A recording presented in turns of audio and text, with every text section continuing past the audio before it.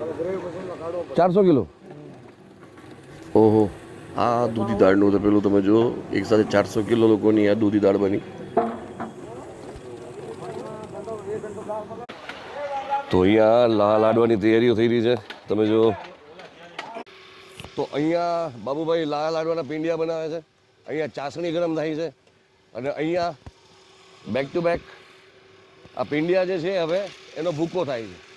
એક દિવસમાં અમારે 450 થી 500 કિલોના બરાબર બનાવે છે. બનાવી જાય એમાં. તો ગુજુ બોક્સમાં આપનું સ્વાગત છે. હું છું સમીર. હર હર મહાદેવ, જય ભવનાથ મહાદેવ. આમ તો આજે ભવનાથના મેળાનો છેલ્લો દિવસ એટલે કે મહાશિવરાત્રિનો દિવસ છે, પણ આ શૂટિંગ જે છે એ ભવનાથના મેળાના બીજા દિવસનું છે. એટલે અત્યારે તમે જે પબ્લિક આમાં જોઈ રહ્યા છો એના કરતાં ભવનાથ તળેટીમાં અનેક ગણું પબ્લિક વધારે છે. આમ તો આપણે તે સુધીમાં ભવનાથ મેળામાં લાગતા અનેક નક્ષત્રોની વાત કરી, અને આજે આપણે આવ્યા છીએ લાખા કોઠાની જગ્યાએ કે જ્યાં વડોદરીનું અન્નક્ષેત્ર લાગે છે, જ્યાં હજારો લોકો એકસાથે જમી શકે છે, હજારો લોકો એકસાથે ચા નાસ્તો પાણી કરી શકે છે, હજારો લોકોની એકસાથે સેવા થતી હોય છે. અન્નક્ષેત્રની શરૂઆત કોણે કરી હતી?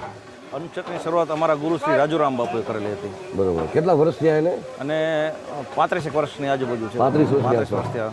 અને આપણે શરૂઆત કઈ રીતે થાય છે, તૈયારીઓ કઈ રીતે માંડાય છે?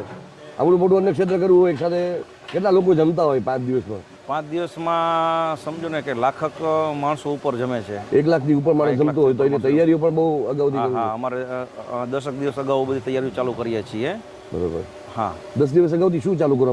કઈ રીતે અનાજ છે, આ બધી વસ્તુનું લાઇનઅપ કઈ રીતે કરો? હા, ત્યાં અમે છે ને વાડોદરી બધું ત્યાંથી જ બધું લાવીએ છીએ. જે અનાજ અને કરિયાણું બધી વસ્તુ છે, તેલ છે, ઘી છે. ચોખ્ખા ઘીના અમારે અત્યારે 12 મોટા કેન લાવ્યા છે. અમારે ત્યાં ગૌશાળા છે, આશરે 1000 ગાયોની સેવા થાય છે, અને ત્યાં 1 પણ રૂપિયાનું અમે કાંઈ દૂધ કે ઘી કે છાશ કાંઈ વેચતા નથી, કોઈ જાતનો વેપાર કરતા નથી.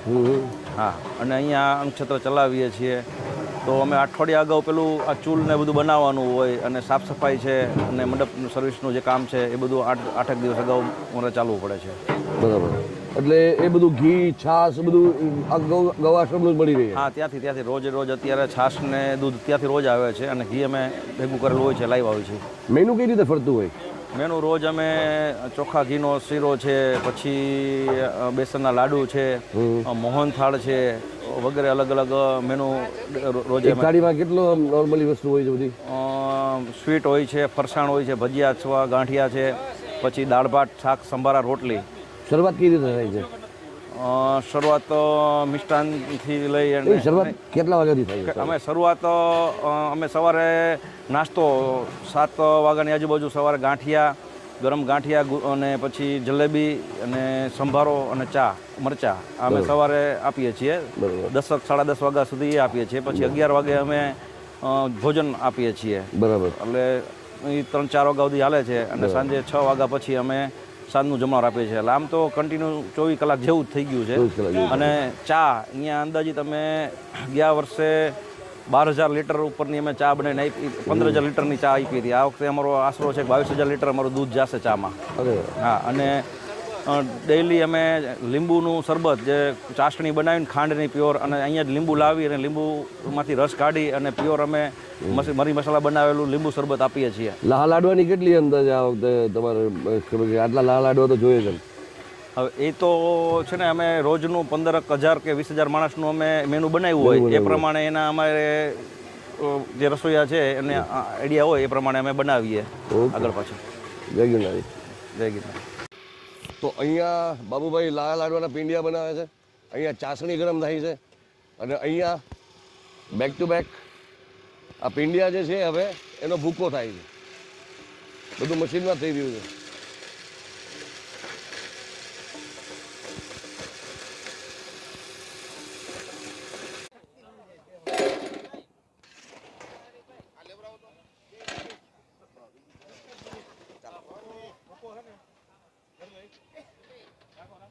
દોસ્તો, અન્નક્ષેત્ર શરૂ કરવાનો વિચાર ભલે કોઈ એક વ્યક્તિના મગજમાં આવ્યો હોય, પણ એને વેગ આપવા માટે, વિચારને વેગ આપવા માટે અને એનું અમલ કરવા માટે અનેક લોકોની સેવા જોડાયેલી હોય.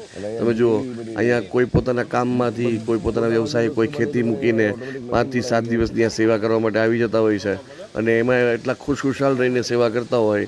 એ કોઈના ચહેરા ઉપર તમને ગમગીની કે ઉદાસી તમને ક્યારેય જોવા નહીં મળે. આ તમે જુઓ અહીંયા બુંદી, ગાંઠિયા, રોટલી,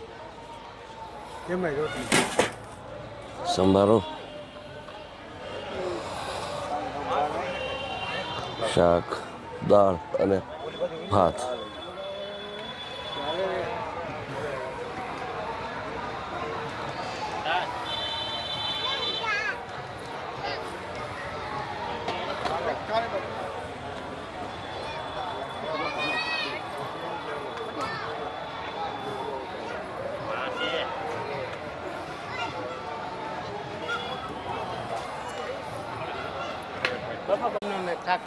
વાહ, અહીંયા ઠંડી ઠંડી છાશ.